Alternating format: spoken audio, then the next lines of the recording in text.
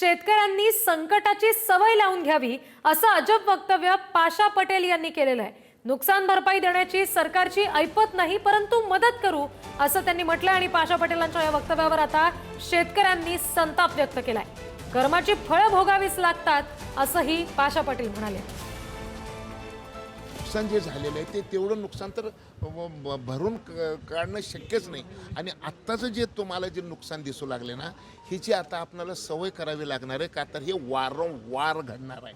कधी पाऊस जास्त पडून, कधी पाऊस कमी पडून, कधी पाऊस न पडून, कधी तापमान वाढल्यामुळं आणि कधी गारपीट झाल्यामुळं, कधी थंडी वाढल्यामुळं म्हणजे 365 दिवसापैकी 322 दिवस हे शेतकऱ्याला संकटाचे दिवस येणार आहेत। ही काळ्या दगडावरची पांढरी रेघ आहे।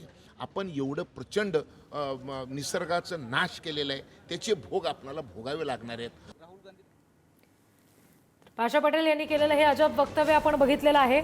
शेतकऱ्यांनी नुकसानीची सवय करून घ्यावी असं ते म्हणतात, शिवाय कर्माची फळं भोगावीच लागतात असं अजब वक्तव्य सुद्धा पाशा पटेल यांनी केलेलं आहे।